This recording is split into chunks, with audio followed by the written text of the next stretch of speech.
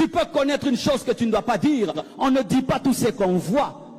Tu peux venir là, tu vois, et puis tu dis, telle est sorcière, tel est sorcier. Et puis ça te crée des problèmes. Tu peux voir pour intercéder et pas toujours pour dire. Dieu ne te donnera pas la parole de connaissance parce que tu veux être à la mode. De la même manière qu'il y a de nouveaux pantalons, de nouvelles chemises, toi aussi tu veux le nouveau don qui est à la mode. Il n'y a pas de mode spirituel.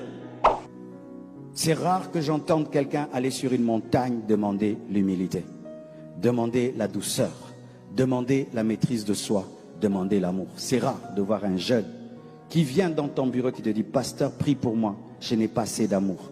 Je n'ai pas assez de douceur, je n'ai pas assez d'humilité. La plupart des temps, prie pour moi, le don de miracle, le don de guérison, le don de prophétie, la parole de connaissance, le discernement des esprits, l'interprétation de langue. Mais vous ne demandez pas le fruit. Alors que Paul, disant, d'aspirer au don spirituel, il dit, je vais vous montrer le chemin par excellence. Il commence à dire, si j'avais le don de miracles, si j'avais le don de la prophétie, si je parle en langue, mais si je n'ai pas l'amour, je suis une cymbale qui résonne. Paul voulait dire que le chemin par excellence qui mène aux clochettes, ce sont les grenades. C'est la grenade qui est à côté de la clochette et c'est la grenade qui t'envoie vers la clochette. Lorsque tu veux un don, le secret du don, c'est un fruit. Mais souvent nous pensons que le secret du don, c'est prier, jeûner. Paul dit aspirer et il montre le chemin qui mène vers le don. Il parle de l'amour. On n'enseigne pas souvent ça. On nous dit que pour avoir un don, il faut jeûner, prier. Mais le grand secret du don spirituel n'est pas jeûner, prier, c'est aimer. C'est aimer, frère. Entre quelqu'un qui demande à Dieu le don de guérison et celui qui aime les malades, celui qui aime les malades aura plus vite le don de guérison. Entre quelqu'un qui demande la parole de connaissance et celui qui aime les gens qui ne connaissent pas les choses profondes, celui qui a le souci des gens qui ne connaissent pas les choses profondes, recevra ce don avant l'autre qui prie seulement pour les avoir. Tu cherches les dons, quel est ton amour? Tu manifestes les dons, quel est ton amour? C'est alors qu'aujourd'hui nous voyons des gens manifester les dons spirituels dans l'orgueil. Il devient la star de l'église. Il devient la star du culte. Parce que les grenades n'accompagnent pas les clochettes. Et cela fait de l'idolâtrie dans l'église. Et les hommes deviennent le Saint-Esprit. Tu veux la parole de connaissance. Est-ce que tu as l'humilité?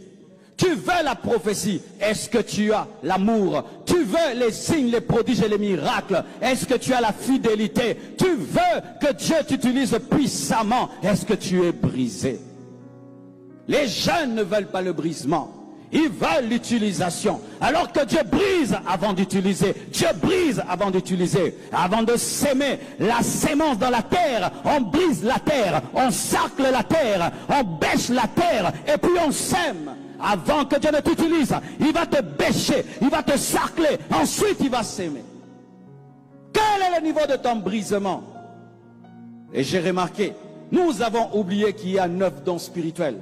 Nous nous sommes concentrés sur un seul don, parole de connaissance. Tout le monde veut la parole de connaissance. Ce n'est pas tout le monde qui donnera des paroles de connaissance. C'est écrit dans la Bible. Tous donnent-ils des paroles de connaissance? Tous ont-ils le don de guérison? Non! Certains, c'est la parole de sagesse. Conseiller les autres de la part de Dieu. C'est un don extraordinaire, la parole de sagesse. Où tu conseilles quelqu'un et c'est la sagesse de Dieu qui sort. Nous avons besoin du don d'interprétation de langue. Trop de parler en langue à l'église sans interprétation. Mais on veut la parole de connaissance parce que c'est la mode. Alors que la spiritualité n'a pas de mode. Dieu ne te donnera pas la parole de connaissance parce que tu aimes la parole de connaissance, mais parce que son église a besoin de la parole de connaissance. Dieu ne te donnera pas la parole de connaissance parce que tu veux être à la mode. De la même manière qu'il y a de nouveaux pantalons, de nouvelles chemises, toi aussi tu veux le nouveau don qui est à la mode. Il n'y a pas de mode spirituel. Alléluia. Tu demandes le discernement des esprits, mais est-ce que tu as la sagesse? Parce que tu peux connaître une chose que tu ne dois pas dire. Tu peux connaître une chose que tu ne dois pas dire. On ne dit pas tout ce qu'on voit. Tu Tu peux venir là, tu vois, et puis tu dis, telle est sorcière, tel est sorcier. Et puis ça te crée des problèmes. Tu peux voir pour intercéder et pas toujours pour dire.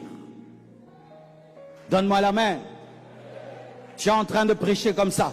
Et puis tu dis, pasteur Justin, lève-toi. Dieu m'a dit ça, ça, ça. C'est un pasteur d'une église. Et puis tu dis devant tout le monde, dans ta famille, tel te combat, toute sa famille suit. L'église de Massina suit que notre pasteur a des problèmes dans sa famille. Tu penses que c'est Dieu? C'est une clochette manifestée sans grenade.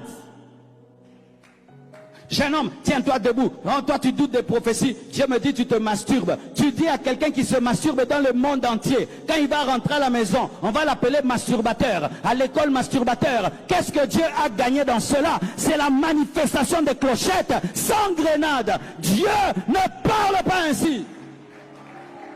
Jeunes, cherchez les grenades. Cherchez les fruits de l'esprit. C'est pourquoi il y a des gens qui ont peur d'aller dans les églises de réveil. Oui, nous pensons que nous avons des grandes églises. Nous aurions eu des plus grandes églises. Il y a des gens qui ne peuvent pas aller dans une église où il n'est pas sûr de ce qui va se passer.